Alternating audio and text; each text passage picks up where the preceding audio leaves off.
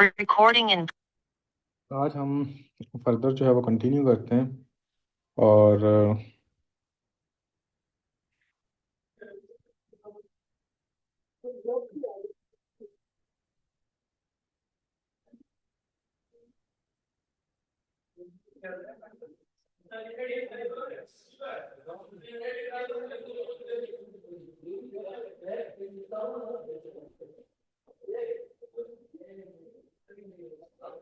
आज आपका सबसे इम्पोर्टेंट जो पोर्शन है ना बच्चों, वो शुरू होने वाला है, जिसको हम कहते होते हैं इम्यूनो डेफिशिएंसी डिसऑर्डर्स। कि इम्यूनो डेफिशिएंसी डिसऑर्डर्स क्या होते हैं। अब ये इम्यूनो डेफिशिएंसी जो डिसऑर्डर्स हैं, ये ना ही सिर्फ क्लिनिकल के अंदर बल्कि आपकी बेसिक के अंदर भी बहुत ही इंपॉर्टेंट है। इससे क्वेश्चन आपके लाजमी आते हैं। अब हम एक एक चीज़ को ज़्यादा फुल डिटेल के अंदर डिस्कस करेंगे कि ये सारे का सारा होता क्या है। तो शुरू करते हैं बिस्मिल्लाह करके कि ये सारी की सारी चीज़ें क्या हैं। सबसे पहले मैं आप लोगों को पढ़ाता हूँ एक एक करके कि जस्ट इमेजिन करें। आपने ये एक बात अपने जहन के अंदर रखनी है बच्चों कि आपकी इम्ब्रियोनिक लेवल के ऊपर ना आपकी थर्ड प्लस फोर्थ फ्रेंजियल पाउच होती है। तो एक तरह का फोर्थ फ्रेंजियल पाउच होती है। अब ये थर्ड और फोर्थ फ्रेंजियल पाउच जो होती है, ये आपकी बॉडी के अंदर दो तरह के ऑर्गन्स बनाने के अंदर हेल्प करती होती है। एक जो होता है उसको आप कहते हैं पैराथायराइड ग्लैंड, और दूसरा जो होता है जिसको हम कहते होते हैं बच्चों थाइमस। क्या कहना, आपने एक तरह का थाइमस कहना होता है। अब यहाँ पे आप लोगों ने ये बात अपने जहन के अंदर रखनी है कि फॉर एग्जांपल बच्चों कि जो आपका पैराथायराइड ग्लैंड होता है, ये आपकी बॉडी के अंदर क्या काम करता है, पैराथायराइड हार्मोन की सिक्रीशन को ज्यादा करता है। पैराथायराइड हार्मोन क्या काम करता है, ये आपकी बॉडी के अंदर कैल्शियम के लेवल को ज्यादा करता होता है, एक बात। ठीक है। और दूसरी तरफ जब हम थाइमस की बात करते हैं, तो थाइमस का जो काम होता है बच्चों, वो ये होता है कि ये आपकी बॉडी के अंदर एज अ इम्यूनिटी के तौर पर काम करता है। क्या काम करता है, एज अ इम्यूनिटी के तौर पर काम करता है। और जब फॉर एग्जांपल आपकी बॉडी के अंदर किसी तरह का भी पैथोजन आते हैं, उसके अंदर जनाब आपको एक तरह का डिफेंस देता होता है। यानी कि जो थाइमस होता है आपकी बॉडी के अंदर बेसिकली दो तरह के बहुत ही इंपॉर्टेंट सेल्स होते हैं। एक होता है आपके बी सेल्स, एक होते हैं आपके टी सेल्स। जो टी सेल्स होते हैं उनकी जो स्कूलिंग होती है, स्कूलिंग का मतलब होता है कि मैचुरेशन जो होती है वो आपके थाइमस के अंदर होती है। तो आपने कहना है कि जो टी सेल्स होते हैं इनकी जो मैचुरेशन होती है वो कहाँ पे होती है बच्चों, आपने कहना थाइमस के अंदर होती है। अब आप खुद सोचें कि फॉर एग्जांपल जब इनकी मैचुरेशन थाइमस के अंदर होती है, तो थाइमस इनको बताता है कि कौन से आपके ऑर्गन रिलीज, कौन सी चीजें आपकी बॉडी के खिलाफ हैं और आपने उनके ऊपर अटैक करना है। तो टी सेल्स का फिर क्या काम हुआ, टी सेल्स का काम हुआ एज अ इम्यून सिस्टम के तौर पर। अब आप खुद सोचें कि अगर फॉर एग्जांपल किसी भी बंदे के अंदर थर्ड और फोर्थ फ्रेंजियल पाउच की कमी हो जाती है, तो मेरा अगला आपसे क्वेश्चन है कि क्या इस बंदे के अंदर पैराथायराइड ग्लैंड बनेगा बच्चों, शाबाश ये बताइएगा जी। क्या इसके अंदर पैराथायराइड ग्लैंड बनेगा, तो आपने कहना है कि पैराथायराइड ग्लैंड नहीं बनता, जिसके नतीजे में पैराथायराइड हार्मोन भी नहीं बनता। जब आपका पैराथायराइड हार्मोन भी नहीं बनता, तो आपकी बॉडी के अंदर जो कैल्शियम का लेवल होता है वो भी हो जाता है एक तरह का कम। जिसकी वजह से आपने कहना है कि हम कहते होते हैं कि इस बंदे की बॉडी के अंदर जो कैल्शियम होता है वो कम होता है। कैल्शियम के कम होने के कुछ सिम्टम्स होते हैं, उनके अंदर क्या होता है बच्चों, आपने कहना होता है पेरी ऑलिकुलर नंबनेस और टिंगलिंग सेंसेशन होती है। क्या होता है, पेरी ऑरिकुलर नंबनेस और टिंगलिंग सेंसेशन होती है। ये पेरी ऑरिकुलर नंबनेस और टिंगलिंग सेंसेशन बेसिकली ये शो करती है, periauricular numbness plus tingling sensation, ये बच्चों बेसिकली ये शो करती है कि आपकी बॉडी के अंदर कैल्शियम कम है, और कैल्शियम की कमी की वजह से आपकी बॉडी के अंदर हम एक डिजीज देख सकते हैं जिसको हम कहते हैं टेटनी। ठीक हो गया। दूसरी बात आप लोगों ने अपने जहन के अंदर रखनी है कि देखें बच्चों, जब आपकी बॉडी के अंदर थर्ड और फोर्थ फ्रेंजियल पाउच नहीं होगा, तो इसके नतीजे में जो थाइमस है वो भी नहीं होगा। अब देखें, जब आपकी बॉडी के अंदर क्या होगा कि एक तरह का थाइमस भी नहीं होगा, तो इसके नतीजे में हम क्या कहेंगे कि एक तरह का उस बंदे की बॉडी के अंदर जो इन्फेक्शन होगी वो एक तरह की बार बार देखने को मिलेगी। तो आपने ये कहना होता है कि हाँ जी जनाब, कि इसके नतीजे में आपने क्या कहना होता है कि इसको क्या होता है, बंदे को एक तरह का रिकरेंट इन्फेक्शन होती है। क्या होती है, एक तरह की रिकरेंट इन्फेक्शन होती है। तो अभी हमने क्या कहना है कि इस बंदे की बॉडी के अंदर हम क्या देखते हैं। अगर आपसे कोई बंदा ये कहे कि आपका, अगर किसी बंदे के अंदर थर्ड प्लस फोर्थ फ्रेंजियल पाउच नहीं होगा, तो क्या होगा बच्चों, शाबाश मुझे ये बताइएगा इसकी वजह से क्या होगा जब थर्ड और फोर्थ फ्रेंजियल पाउच नहीं होगा। तो आपने कहना है कि थर्ड और फोर्थ फ्रेंजियल पाउच नहीं होगा तो आपकी बॉडी के अंदर पैराथायराइड ग्लैंड की कमी होगी, जिसकी वजह से पैराथायराइड हार्मोन की कमी होगी, जिसकी वजह से कैल्शियम का लेवल कम, hypocalcaemia. Number one. Number two, आपने क्या कहना है, आपने कहना है थर्ड और फोर्थ फ्रेंजल पाउच नहीं होगा, तो जिसके नतीजे में आपने क्या कहना होता है कि इस बंदे की बॉडी के अंदर क्या होता है बच्चों। आपने कहना है कि थर्ड और फोर्थ फ्रेंजल पाउच के एब्सेंस होने की वजह से हम इस बंदे के अंदर क्या देखते हैं, थाइमस सही तरह काम नहीं करता। जब थाइमस काम नहीं करता तो फिर क्या होगा, आपने ये कहना है कि आपकी रीकरेंट इन्फेक्शन होगी। नंबर थ्री बच्चों, इसके अंदर क्या होता है, आपने कहना है कि इसके अंदर आपकी कार्डिक अनोमलीज होती हैं। कार्डिक अनोमलीज का मतलब क्या है कि दिल की बीमारी देखी जाती है। अब दिल की बीमारी कैसे, जैसे कि एग्जामिनर बच्चों पता क्या कहता है, एग्जामिनर ये कहता होता है कि एक 3 साल का बच्चा आपके पास आता है, उसके अंदर जनाब रिकरेंट एपिसोड्स ऑफ इन्फेक्शंस हैं, उसके अंदर पेरिओलिकुलर नंबनेस टिंगलिंग सेंसेशन है, और जब एकोकार्डियोग्राफी की जाती है तो उसके अंदर टेट्रोलॉजी ऑफ फ्लोट है या वीएसटी है या एएसटी है, मतलब कि दिल की बीमारी, ठीक है, कंजाइनल हार्ट डिजीज है। तो ये क्या है, आपने कहना है भाईजान ये सारे का सारा जो शो करता है वो डी जॉर्ज सिंड्रोम को शो करता है। किसको शो करता है, एक तरह का डी जॉर्ज सिंड्रोम को शो करता होता है। ये बात आपने अपने जहन के अंदर रखनी है। कोई ऐसा बच्चा जिसको नहीं समझ आई वो बंदा पूछ सकता है, वरना हम आगे कंटिन्यू करें। ठीक है। दूसरी बात जो आपने अपने जहन में रखनी है वो क्या होती है, दूसरी बात बच्चों जो आपने अपने जहन के अंदर रखनी है ये है कि ये किसके अंदर थर्ड और फोर्थ फ्रेंजियल पाउच एब्सेंट होता है। बात तो ये है ना। तो आपने कहना है कि आपके क्रोमोसोम होता है जिसको हम याद करने का तरीका कैश 22q1। ठीक है। आपने कहना होता है कि जो क्रोमोसोम होता है, क्रोमोसोम नंबर 22 कहाँ पे होता है, एक तरह का क्रोमोसोम नंबर 22 के ऊपर ये इशू देखा जाता है। तो ये आपको पता होना चाहिए। अब आए हम आगे देखते हैं कि आगे क्या है। देखो बच्चों, अगर कभी भी आप लोगों से ये पूछा जाता है ना कि इसका एक तरह का जो निमोनिक्स है वो क्या है, आपने कहना है कि डी जॉर्ज सिंड्रोम के अंदर आप एक निमोनिक्स पढ़ते होते हो जिसको हम कहते होते हैं कैच। कैच का मतलब क्या, यहाँ पे मैंने लिखा भी हुआ है, ये देखें। सी से मतलब क्या, एक तरह का कार्डिक अनोमलीज हम देखते होते हैं। ए से मतलब क्या है, अब नॉर्मल जो है वो फेस देखते हैं। अब नॉर्मल फेस का मतलब पता बच्चों क्या होता है, क्लेफ्ट लिप का हो जाना, क्लेफ्ट पैलेट का हो जाना, तो वो नॉर्मल फेस तो नहीं ना होता। पी से थाइमस अप्लेजिया होता है, क्ली से क्लेफ्ट पैलेट आ जाता है, एच से हाइपोकाल्सीमिया हो जाता है, 22 का मतलब ये कि क्रोमोसोम नंबर 22 जो होता है उसका इशू होता है, उसकी डिलीशन हो जाती है। ठीक हो गया बच्चों। अब देखें, आपने क्या कहना, वेरिएबल रिस्क इन्फेक्शन वो ज्यादा होगा इसके अंदर, किससे, वायरस, फंगी, उसके बाद न्यूमोसिस्टिक जेरिवेसी नमूनिया, एक्सरे में शो एब्सेंट थाइमस। ओ भाई ये थाइमस कहाँ होगा, थाइमस तो एब्सेंट ही होगा ना एक्सरे के अंदर, वो आपको भी पता है। उसके बाद बच्चों आप क्या देखते होते हो, आपने कहना होता है कि हाँ जी जनाब इसके अंदर जब एक तरह का हमने क्या करना होता है कि एक तरह का देखना इसका ट्रीटमेंट क्या है। इसका सिंपल सा ट्रीटमेंट बोन मैरो ट्रांसप्लांट है। और उसके बाद आपने कहना होता है इंट्रावेनस अमीनोग्लोबुलिन होती है, क्या होता है एक तरह का, आपने कहना है इंट्रावेनस अमीनोग्लोबुलिन है क्योंकि वो एंटीबॉडीज हम देते हैं। और दूसरा क्या होता है, बोन मैरो ट्रांसप्लांट है। तीसरे नंबर पे क्या होता है, जो भी किसी भी बंदे के अंदर न्यूमोसिस्टिक जिरोवेसी नमूनिया अगर हो, उससे प्रोफ्लेक्सिस के लिए आप क्या करते होते हो, आप जनाब एक तरह की मेडिसिन देना शुरू कर देते हैं। ठीक हो गया। ये आपको पता होना चाहिए। कोई ऐसा बच्चा जिसको नहीं समझ आई वो बंदा पूछ सकता है। और किसी किसी बंदे के अंदर हम थाइमस भी ट्रांसप्लांट करते होते हैं। क्लियर है। हाँ जी बच्चों।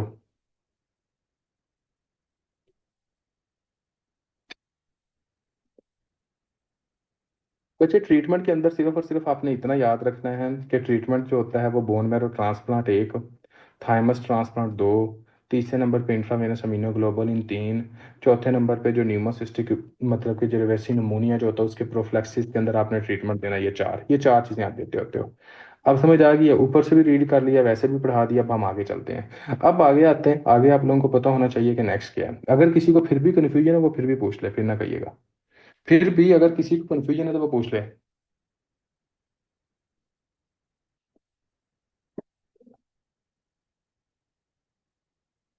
यार जाग रहे सो रहे हो सारे। मुझे तो लगता है लेट के क्लासेस ले रहे होंगे जो आप लोग, जो रिस्पॉन्स ही माशाल्लाह नहीं आ रहा। तो अगले बंदे को मजबूर ना करें कि वो आपकी माँ बहन एक करे, तो पहले ही जवाब दे दिया करो, ठीक है। आप लोग सारे अच्छे बच्चे हो ना, इस वजह से। नहीं तो मैं शुरू हुआ तो फिर आप लोगों ने कहना कि उस्ताद जी ना करो इतना। अच्छा जी। अब हमने डिस्कस करना है आईजीए डेफिशिएंसी क्या होता है। मेरी एक बात को थोड़ा सा गौर कीजिएगा जी। आईजीए डेफिशिएंसी को हम इस तरह याद कर सकते हैं कि हम छोटे बच्चे को क्यों कहते हैं कि माँ का दूध पिलाना चाहिए। आपने देखा है कि जो डॉक्टर्स होते हैं, इस्लाम है, इन दोनों के अंदर क्या कहा जाता है कि मेडिकल के तौर के ऊपर भी और इस्लामिक पॉइंट ऑफ व्यू के ऊपर भी, कि जो बच्चा है उसके लिए जो बेस्ट फीड होती है वो कौन सी है, वो मदर फीड है। अच्छा, ऐसा क्यों है? देखिए बच्चों, आपने ये कहना है कि हाँ जी जनाब, जो माँ होती है उसका जो फीड होता है उसके अंदर क्या है, उसके मिल्क के अंदर आपने कहना आईजीए एंटीबॉडीज होती हैं। कौन सी एंटीबॉडीज होती है? IgA antibodies. ये आईजी एंटीबॉडीज काम क्या करती हैं? आपने ये कहना होता है कि ये आईजी एंटीबॉडीज माँ से जिस बंदे के अंदर भी होगी उस बंदे के अंदर जीआईटी की इन्फेक्शन और रिस्पायरेटरी ट्रैक इन्फेक्शन को बचाती होती है। जैसा कि एक बच्चा अगर माँ का फीड कर रहा है ना दूध, तो वो उसको पेट की इन्फेक्शन या छाती की इन्फेक्शन के जो चांसेस होते हैं ना वो बहुत कम होते हैं, एज कम्पेयर टू वो बच्चा जो फार्मूला फीड मिल्क के ऊपर लगा हुआ है या फिर एक तरह का गाय बकरी का दूध पीता है, तो उसके अंदर जो होगा वो चांसेस जो होते हैं वो एक तरह के ज्यादा होते हैं। अब देखें, आपने ये कहना होता है कि अगर कभी भी आपसे ये कहा जाए, ठीक हो गया बच्चों, कि हाँ जी जनाब आईजीए डेफिशिएंसी क्या है, तो आपने कहना है कि अम्यूनो डेफिशिएंसी की मोस्ट कॉमन अम्यूनो डेफिशिएंसी जो होती है इसके अंदर जो होती है वो आईजीए की है। किसकी? एक तरह की आईजीए की है। और अगर आपसे ये कहा जाए कि किसी बंदे के अंदर आईजीए एंटीबॉडी की डेफिशिएंसी हो गई है, तो बच्चों अब उसके अंदर क्या होगा, मुझे ये बताएं।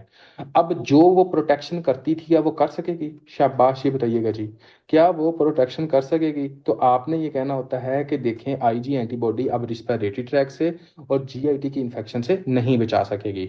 और जब जीआईटी की इन्फेक्शन से नहीं बचा सकेगी तो मोस्ट कॉमन जो पैथोजन होता है उसको हम कहते हैं जियार्डिया। ये बहुत इंपॉर्टेंट क्वेश्चन, ये आपका आता होता है कि एक बंदा है जिसको बार बार रिस्पिरेटरी ट्रैक इन्फेक्शन है, जिसको पेट की इन्फेक्शन है, और इन्वेस्टिगेशन करने के ऊपर पता चला कि वो जियार्डिया इन्फेक्शन है।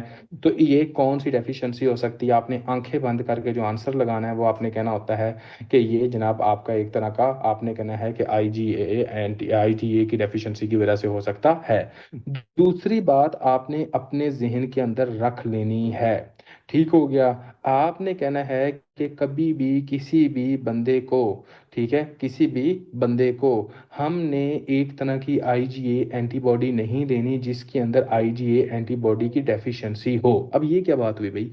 मेरी बात को आपने गौर करना है। जस्ट इमेजिन करें, ये पर्सन ए है, इसके अंदर आईजीए एंटीबॉडी की डेफिशिएंसी है। ये पर्सन बी है, इसका प्लाज्मा दिया जाता है।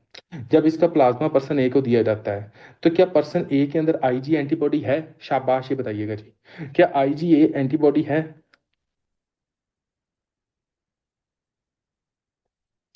भाई उसके अंदर तो नहीं है ना। जब उसके अंदर आईजी एंटीबॉडी नहीं है तो पता क्या है, अब उसके अंदर पता क्या होता है, आपने कहना है कि हाँ जी जनाब, कि कभी भी एक तरह की आपने कहना है, फिर अगर आप देते हो, ठीक है, ये जनाब क्या काम करेगी, ये वहां पर एक तरह का ट्रांसफ्यूजन रिएक्शन कर देगी। क्या करेगी? एक तरह का एनाफिलैक्टिक ट्रांसफ्यूजन रिएक्शन कर देगी, जिसकी वजह से क्या होगा, बंदे को सांस लेने का मसला होगा, जिसकी वजह से क्या होगा, बंदे को डायफ्रेसिस होगी, जिसकी वजह से बंदे को, मतलब ये सारी की सारी चीजें हम देखते होते हैं। ठीक होगा बच्चों, ये आपको पता होना चाहिए कि हाँ जी जनाब, कभी भी ऐसे बंदे को कभी do not give intravenous immunoglobulin as it can lead to the production of anti Ig antibodies. तो आपने क्या कहना है, कभी भी हमने क्या होती है, एक तरह की नहीं देनी होती है अमीनोग्लोबुलिन। तो बच्चों क्या हमने देखा, अगर कभी भी अब एग्जाम के अंदर एक क्वेश्चन पूछा जाता है, मुझे अब आप लोगों ने बताना है कि आपके पास एक बच्चा आता है और इसको बार बार रिस्पायरेटरी ट्रैक इन्फेक्शन है, जीआईटी इन्फेक्शन है, और उसके बाद वो ये कहते हैं कि हाँ जी इसके अंदर क्या हो गया, आपको वो कहा जाता है कि इस बंदे के अंदर एक तरह का, हाँ, मतलब कि इसको ट्रांसफ्यूजन रिएक्शन हो गया है, ठीक है, तो ये क्या है? तो आपने क्या आंसर देना? आपने कहना है आईजीए डेफिशिएंसी है। ये क्या होती है? एक तरह की आईजीए डेफिशिएंसी होती है। कोई ऐसा बच्चा जिसको नहीं समझ आई वो बंदा पूछ सकता है, वरना हम आगे कंटिन्यू करें। हाँ जी बच्चों, तो यहाँ पे देखें बच्चों कि क्या लिखा हुआ है, आपको पता होना चाहिए कि मोस्ट कॉमन अमीनो डेफिशिएंसी लो आईजीए लेवल्स। सर फिर ट्रीटमेंट में क्या देंगे? देखो बच्चों, आपने कहना होता है कि ट्रीटमेंट के अंदर आप क्या करते हैं, इन्फेक्शन को सिर्फ ठीक करना है, बाकी क्योंकि इतने इसके सिम्टम्स नहीं आते होते, एंटीबायोटिक दें, ठीक है, जिस पैथोजन की वजह से इन्फेक्शन हो रही है उस पैथोजन को किल करें, बाकी और कुछ भी ट्रीटमेंट के अंदर हम नहीं देते होते। ठीक हो गया बच्चों, ये आपको पता होना चाहिए। देखें, यूजुअली आसिम्टोमेटिक, ज्यादातर बंदे के अंदर सिम्टम्स आते ही नहीं है। क्या सिम्टम्स आएंगे? मेश पेशेंट में डेवलप रिकरेंट रिस्पिरेटरी और जीआईटी इन्फेक्शन। रिस्पिरेटरी और जीआईटी इन्फेक्शन देखते हैं। एनाफिलैक्टिक ट्रांसफ्यूजन रिएक्शन होगा due to anti IgA antibody is a common presentation. ठीक हो गया, आगे देखें, आगे उसने क्या लिखा हुआ है, अगर आप हम आगे देखते हैं तो आगे जनाब वो किधर गया है, एक मिनट एक मिनट एक मिनट, हाँ ये, क्वांटिटेटिव आईजी ट्रीट इन्फेक्शन क्या होता है, इसको अपने कहना इन्फेक्शन को do not give intravenous immunoglobulins it can lead to the production of anti Ig के एंटीबॉडीज। ठीक है, तो आपने क्या कहना है कि कभी भी हमने एक तरह की एंटीबॉडीज नहीं देनी। क्या करना है, एक तरह की एंटीबॉडीज नहीं देनी। कोई ऐसा बच्चा जिसको नहीं समझ आई वो बंदा पूछ सकता है, वरना हम आगे कंटिन्यू करें और आगे देखते हैं कि आगे क्या होता है। शाबाश। हाँ जी बच्चों, क्लियर है? ओके हो गया जी। क्योंकि यार ये बेसिक के अंदर भी आप लोगों ने पढ़ना है, तो इस वजह से मैं ये कह रहा हूँ, मैं जल्दी जल्दी आप लोगों को करवा रहा हूँ। इसके अंदर यही चीज़ें ही आती, कोई ज़्यादा वो नहीं है कि हाँ जी जनाब कोई बहुत ज़्यादा फोकस करने की ज़रूरत है, या इसको बहुत ही समझ लो कि ये पता नहीं क्या होने लगा, एडी बड़ी बीमारियां हैं। देखें, अब हम देखने लगे हैं कि हाँ जी जनाब ब्रटन कंजेंटल आ गैमा ग्लोबुलिनीमिया क्या होता है। ब्रटन कंजेंटल आ गैमा ग्लोबुलिनीमिया, आ गैमा ग्लोबुलिनीमिया। ठीक है बच्चों, अब ये क्या है? देखिए बच्चों, आपने कहना है कि हाँ जी जनाब इसको जो सारा कुछ शुरू होता है वो बी से होता है। कहाँ से होता है? एक तरह का बी से होता है। अब आपने कहना है कि इसके अंदर ये क्या होती है, सबसे मोस्ट कॉमन ये बॉयज के अंदर पाई जाती है। इसके अंदर बर्टन टायरोसिन काइनेज एंजाइम की डेफिशिएंसी होती है। ठीक हो गया बच्चों। उसके बाद आपने ये कहना होता है, जैसा कि मैंने कहा कि इसके अंदर क्या होता है, ये बॉयज इसके अंदर इन्वॉल्व होते हैं, सिर्फ बॉयज के अंदर ये होती है, फीमेल के अंदर नहीं होती। ठीक हो गया। उसके बाद आपने कहना होता है कि इसके अंदर क्या है, इसके अंदर जनाब आपने कहना होता है कि एक तरह का आईजीजी एंटीबॉडीज जो होंगी, ब्रटन टायरोसिन काइनेज एंजाइम का इशू बन गया। इसके अंदर जो इशू होता है वो बी सेल्स का होता है। तीनों बी आ गए, तीनों बी आ गए। मैं अब आप लोगों को ना एक बात बताता हूँ बच्चों, जस्ट इमेजिन करो, मैं आपको ना बिल्कुल इजी अल्फाज के अंदर समझाता हूँ। अगर ये एक पैथोजन है ना, ये पैथोजन है, ठीक है, ये हमारी बॉडी के अंदर अगर इंटर होता है ना, तो ये बात को समझ लीजिएगा कि इस बॉडी को इंटर होता है, जैसे कि आपकी बॉडी के अंदर इंटर होता है तो ये कहाँ जाता है, आपको एंटीजन प्रेजेंटिंग सेल्स होते हैं। कौन से एंटीजन प्रेजेंटिंग सेल होते हैं? जो कि पैथोजन को पकड़कर आपके टी सेल के पास लेके आते हैं। कहाँ लेके आते हैं? आपके टी सेल के पास लेके आते हैं। अब जैसे ये टी सेल के पास आते हैं, तो टी सेल बच्चों पता क्या काम करता है? टी सेल के होते हैं आपके टी हेल्पर सेल या फिर आपके साइटोटॉक्सिक टी सेल, यानी कि आपकी दो तरह की टाइप्स होती हैं, वैसे तो रेगुलेटरी भी होती हैं। लेकिन आपने कहना है सबसे पहले पैथोजन आया, उसको एंटीजन प्रेजेंटिंग सेल ने पकड़ा और वो टी सेल के पास लेके आया। टी सेल के पास से जहाँ जाता है, आपको मैं सिंपल वे में बताऊंगा, वो जाता है बी सेल के पास पैथोजन। बी सेल से क्या बनता है? आपने कहना है बी सेल से बनता है प्लाज्मा सेल। प्लाज्मा सेल से क्या बनती हैं? आपकी बनती एंटीबॉडीज और मेमोरी सेल्स। ठीक है, ये क्या बनती है? एक तरह की एंटीबॉडीज बनती होती हैं। मेरा अब आप लोगों से क्वेश्चन है बच्चों कि अगर फॉर एग्जांपल किसी बंदे के अंदर बी सेल है ही नहीं, तो क्या उस बंदे की बॉडी के अंदर एंटीबॉडीज होंगी? क्या प्लाज्मा सेल्स होंगे? क्या मेमोरी सेल्स होंगे? ये बता दें बस मुझे। अगर किसी बंदे की बॉडी के अंदर ये ही नहीं है, तो क्या दूसरी चीजें आप देखते हो फिर उसके अंदर? शाबाश। तो आपने ये कहना होता है कि उसके अंदर ना एंटीबॉडीज होती हैं, ना ये ना आपके प्लाज्मा सेल्स होते हैं, कुछ भी नहीं होते। तो बच्चों, जब आपकी एंटीबॉडीज भी नहीं है, प्लाज्मा सेल भी नहीं है, तो अब आपकी बॉडी के ऊपर इन्फेक्शन के चांसेस आपके होंगे कि नहीं होंगे? अब आपने क्या कहना है कि इसके अंदर इन्फेक्शन के चांसेस होते हैं। अब यहाँ पे ना बच्चों, जो ये ब्रटन टायरोसिन काइनेज एंजाइम है, यानी कि आपने कहना है या एक तरह का एक्स लिंक्ड आ गामा ग्लोबुलिनीमिया की डिजीज है, इसके अंदर अब आपको पता है कि हाँ जी जनाब क्या होता है कि आपके बी सेल का इशू है, जिसकी वजह से बंदे को क्या होती है, एक तरह की रिकरेंट इन्फेक्शन होती हैं, जिसकी वजह से आपकी एंटीबॉडीज नहीं बनती हैं। मेरा ये आप लोगों से क्वेश्चन है कि अगर फॉर एग्जाम्पल, अगर आप ये देखो कि जो माँ होती है ना बच्चों, माँ माँ जो होती है वो जैसे जैसे इंट्रा यूट्राइन पीरियड के अंदर बेबी होता है ना, तो इंट्रा यूट्राइन पीरियड के अंदर सिर्फ आपकी एक एंटीबॉडीज होती है जो प्लेसेंटा को क्रॉस करती है, उसका नाम होता है आईजीजी एंटीबॉडीज। ठीक हो गया।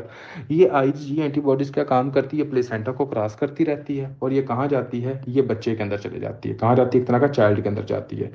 अब जैसे ये बच्चा डिलीवर होता है ना, तो यही आईजीजी एंटीबॉडी होती है ना जो बच्चे के अंदर रहती है, ये माँ की जो है, ये 6 मंथ्स तक रह सकती है। कितनी देर तक रह सकती है? 6 मंथ्स तक रह सकती है। अब देखो, मेरी बात को आपने गौर करना है कि अगर फॉर एग्जाम्पल आईजीजी एंटीबॉडीज माँ से अब 6 महीने से बच्चे को डिलीवरी को टाइम ज्यादा हो गया, तो क्या इस बच्चे के अंदर आपकी आईजीजी एंटीबॉडीज होंगी अब? शाबाश। क्या इसके अंदर आपकी आईजीजी एंटीबॉडीज होंगी अब? अगर 6 मंथ से ज्यादा ड्यूरेशन हो गया है, तो आपने कहना है कि आईजीजी एंटीबॉडीज अब नहीं होगी। जब इस बच्चे के अंदर आईजीजी एंटीबॉडीज नहीं होंगी, तो आपकी जो इन्फेक्शन होगी उसके चांसेस होंगे कि नहीं होंगे? तो बात करने का मकसद क्या है? बात करने का मकसद ये होता है बच्चों कि जब तक यही जो माँ होती है, ये जनाब बच्चा जब डिलीवर होता है तो पहले 6 महीने तक माँ की जो एंटीबॉडीज होती हैं ये बच्चे के अंदर ही रहती हैं, जिसकी वजह से बच्चा जो होता है वो प्रोटेक्टिव होता है। और ये बच्चा जब आपके पास प्रेजेंट करता है तो इसके अंदर ये कहा जाता है कि इसके जो सिम्टम्स होते हैं वो कब होते हैं? वो आपके आफ्टर 6 मंथ्स अपीयर होते हैं। कब होते हैं? 6 महीने के बाद आपके सिम्टम्स आना शुरू होते हैं। बात की समझ आ गई? तो ये क्या होगा, आपने कहना होता है कि ब्रटन टायरोसिन काइनेज एंजाइम की डेफिशिएंसी है, नंबर 1। नंबर 2 आपने कहना बॉयज के अंदर होती है। नंबर 3 आपने कहना ये बी सेल्स इसके अंदर इन्वॉल्व होते हैं। ये तीनों चीजें आपने कहना का इन्वॉल्व होती हैं। चौथे नंबर पे आपने क्या कहना होता है? आपने ये कहना होता है कि इस बंदे के अंदर क्या होगा कि जैसे ये बच्चा डिलीवर होगा तो स्टार्टिंग के कुछ डेज जो होते हैं जिसमें 6 मंथ्स होते हैं, आपने कहना है कि ये जो होती है बच्चे को इन्फेक्शन नहीं होती, क्योंकि माँ की दी हुई जो एंटीबॉडी आईजीजी एंटीबॉडी होती है वो एज अ प्रोटेक्शन के तौर पर काम करती है। लेकिन जैसे ही माँ जो होती है उसकी एंटीबॉडीज खत्म हो जाती हैं तो अगला जो काम होता है वो इन्फेक्शन का होता है कि पैथोजन आपकी बॉडी के ऊपर क्या होती है, अटैक करना शुरू कर देते हैं, जिसकी वजह से फिर इन्फेक्शन जो होती है वो परसिस्टेंट रहती है। तो ये बातें आपको पता होनी चाहिए। और अगर कभी पूछा जाए तो ये क्या है, तो आपने कहना है कि ये ब्रटन कंजेनिटल आग।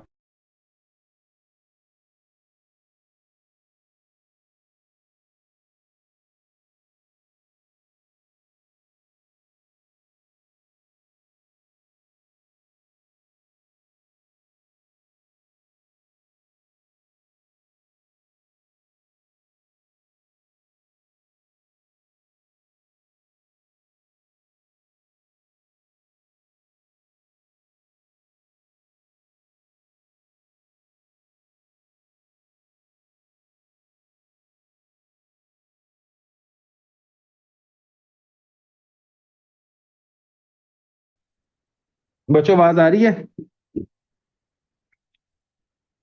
Hello hello hello hello, okay okay. तो आपने क्या कहना है कि इसको फिर बर्तन तक हो गया? भाईजान बर्तन तक हो गया जी? ओके हो गया जी।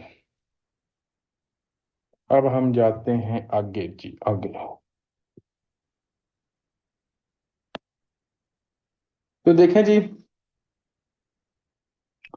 आपने क्या कहना होता है कि इसके अंदर क्या है? सर नहीं है, ब्रटन कर तो लिया है।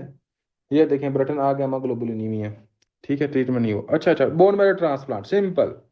बोन मैरो ट्रांसप्लांट ये आपने कहना है। देखो बच्चों, ये मैंने लिखा है boys B cells involve only tones. उसके बाद क्या? X linked recessive B cells है, डेफिशिएंसी फाउंड इन बॉयज है, सिम्टम्स बिगिन आफ्टर 6 मंथ्स हैं, वैन मैटरनल आईजीजी जो होती है वो एक तरह की नो लॉन्गर एक्टिव। ठीक हो गया? क्या होगा? आपकी रिकरेंट इन्फेक्शंस होंगी किसके साथ? आपने कहा स्यूडोमोनास, स्यूडोकोकस